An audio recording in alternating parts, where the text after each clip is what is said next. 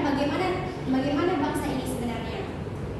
Misalnya, jika historiografi atau sejarah ini ditulis dalam sudut pandang nasionalisme, sudut pandang bangsa kita, maka kita akan merasa kita itu bangga terhadap tanah air kita dan cinta terhadap tanah air kita.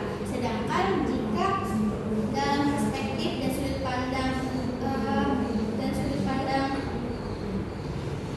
penjajah, maka kita yang bacanya juga akan merasa rendah diri. Historiografi di Indonesia itu ada 3 tahap, yaitu historiografi tradisional, kolonial, dan juga historiografi nasional. Di mana historiografi tradisional ini adalah historiografi yang identitasnya ini berdasarkan budaya lokal. Sedangkan historiografi kolonial ini adalah historiografi yang ditulis dari perspektif penjajah. Dan historiografi nasional ini adalah historiografi yang ditulis oleh bangsa kita sendiri yang terjadi akibat pergerakan nasional tadi. Nah, ini historiografi nasional ini itu ditulis oleh tokoh-tokoh pergerakan nasional dan ditulis dan isi dari sejarahnya ini adalah perjuangan bangsa Indonesia.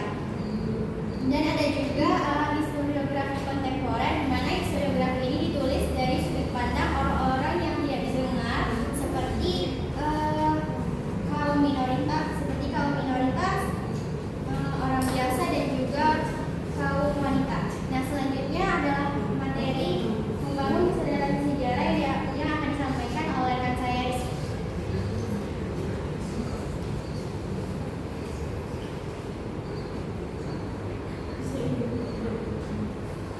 Baik, ini saya akan menjelaskan lagi tentang peran historiografi dalam identitas nasional. Nah, jadi telah dijelaskan oleh teman saya apa saja peran historiografi dan apa saja itu historiografi. Nah, sini saya akan menjelaskan sedikit. Nah, sini saya akan menjelaskan historiografi di Indonesia. Nah, historiografi Indonesia sudah ada di zaman kerajaan seperti Bagi Buddha atau zaman Baru Islam. Itu dapat ditemukan historiografi nasional itu seperti kayak babat, prasasti, artefak atau kitab kita. Nah, setelah itu masuk ke historiografi kolonial. Nah, historiografi kolonial ini sangat berdampak dan kayak ada perubahan karena para penulis dari bangsa kolonial atau Belanda, mereka juga melakukan penulisan dari sejarah atau historiografi di Indonesia. Tapi di sini mereka membuat hanya peninggalan Indonesia saja, dan bagaimana para bangsa mereka dalam mengelola atau memonopoli. Mereka tidak ada kayak membuat bagaimana bangsa mereka itu menjajah Indonesia, kayak melakukan peperangan, perampasan, atau melakukan kayak penyiksaan dan penyimpanan. Nah, barulah tiba dari periode abad ke-20. Nah, di mana sini Belanda kayak mendirikan sekolah-sekolah kayak Stupia, IS. Nah, di sini muncullah para kaum untuk belajar. Nah, mereka sudah memiliki dan sudah mempelajari akan mata pelajaran seperti kayak sejarah, baru kayak IPA atau pelajaran lainnya. Nah, apalagi mereka sudah sekolah di luar negeri. Nah, sinilah mereka timbul membuat penulisan atau historiografi. Nah, di periode ini para penulis membuat historiografi yang ada hubungannya dengan nasional. Nah, kan kita tahu pada abad dulu situlah munculnya pergerakan nasional yang besar, di mana Indonesia, para pejuang ingin memerdekakan Indonesia pada saat itu. Nah, mereka kayak mengubah semua dan menaungkan sangat banyak akan pengaruh-pengaruh nasional.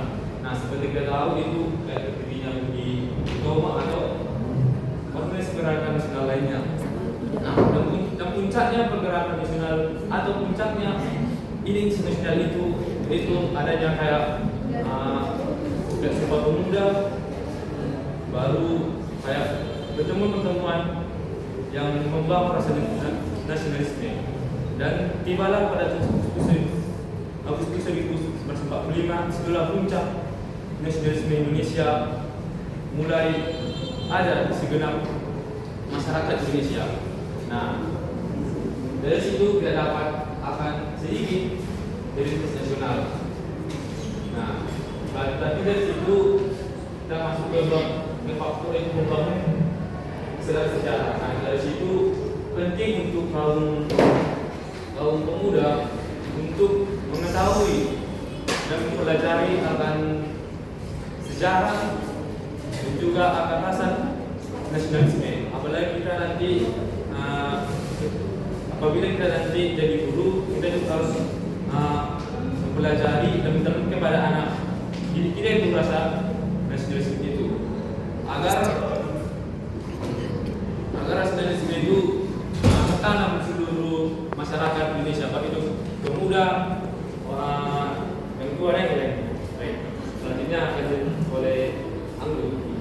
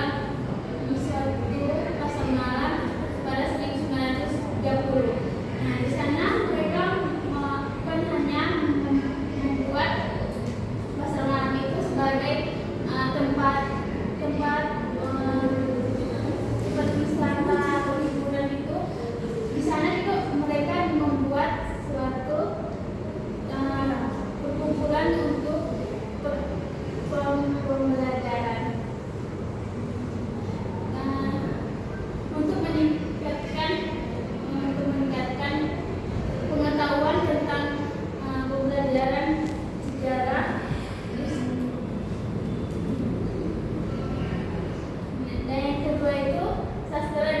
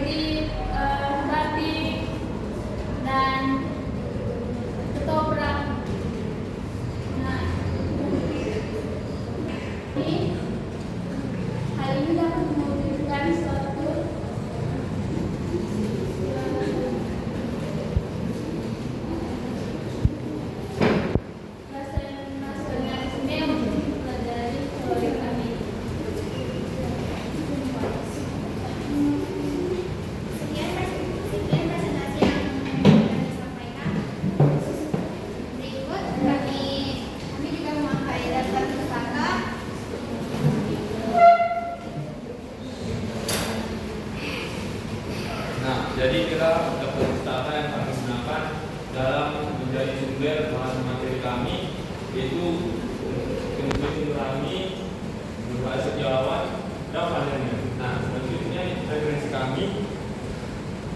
Nah, ini adalah bukti situs atau halaman yang kami ambil menjadi sumber bahan dari materi infografis kami. Nah, sekian dari presentasi kami ini. Kalau ada yang salah atau kekurangan, mohon maklumi.